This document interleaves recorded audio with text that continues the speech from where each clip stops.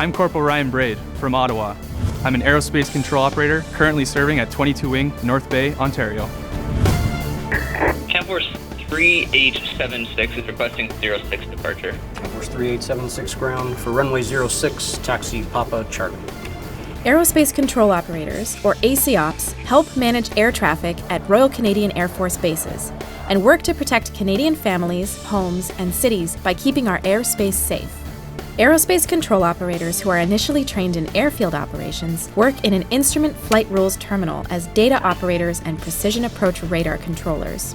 They also work in the control tower as data operators or ground controllers, recording flight plans, interpreting weather reports, maintaining records, and helping to keep vehicles and aircraft operating on the airfield moving smoothly and safely. Aerospace Control Operators who are initially trained in air sovereignty operations work primarily at the Canadian Air Defence Sector in North Bay, Ontario, where they monitor and analyze radar data from across the country and the far north, keeping track of everything in the skies, including civilian aircraft, protecting North America from potential military or terrorist threats. We are in charge of tracking all aircraft inbound into North America, whether it's a foreign aircraft entering space that it shouldn't be, whether it's a ship in distress in more of a search and rescue component, or if there's an airliner that's in trouble, we're ready to answer the bell. Runway alert Trenton, possible hijack south of North Bay. Scramble, Vimy 3132, 2 times CF-18s. Just dealing with aircraft on a daily basis has just been a passion where I've invested all my time and skill set. Whether it's talking with aircraft, navigating airspaces, I feel that you have kind of the God's eye view, if you will, in terms of being able to see the whole situation unfolding. Aerospace Control Operators lead the way for the RCAF in the surveillance of outer space.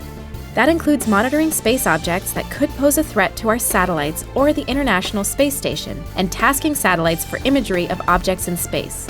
We're in charge of helping to take photos and contribute to this overall picture of space to ensure the continued safe travel of future rockets being sent up into space.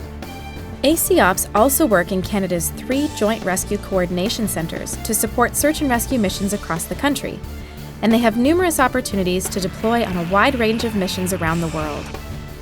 From austere airfield activation in support of humanitarian relief to full-spectrum combat operations. Heading change on TOI 2, now 225. The cool part is every day is different. We could come in one day and it's just a normal few exercises or fighter missions. The next day we have a real live emergency that we need to spring into action. MCCID, possible 7500 south of North Bay. Valid, flight size 1. Copy, flight size 1.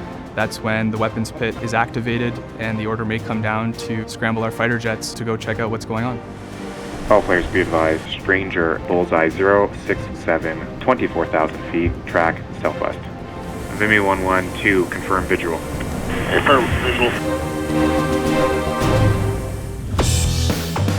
Back on glide path, resume normal, sent 5 miles from touchdown. On completion of their occupation training, ACOPS are typically assigned to a military air traffic control facility, either in the tower or terminal, or to the Canadian Air Defence Sector in North Bay, Ontario. While it can be very overwhelming at first, new ACOPS start off working under the supervision of experienced colleagues showing them the ropes, giving them little tips and tricks on things that can make their job easier, and ensuring that they're doing the right things. There's a lot of emphasis on kind of situational awareness and the ability to multitask. So you have to have the ability to kind of prioritize exactly what's going to happen and as well determine what can be done immediately, what can wait. It's very challenging, but it's also very rewarding. Shearwater radar, altimeter 2971. As their career progresses, there is a wide range of opportunities for specialized training and postings in areas like precision approach radar operations, space monitoring, and AWACS airborne command and control operations in the United States and overseas. There are also opportunities to work at a deployable tactical radar unit or at a combat operations center. 030 for final approach. With more advanced training, aerospace control operators may have the opportunity to become flight advisors, supporting tactical helicopter operations domestically and on international deployments. And AC operators are the RCAF's experts for tactical data link operations, managing a complex network of digital weapon systems and airborne sensors.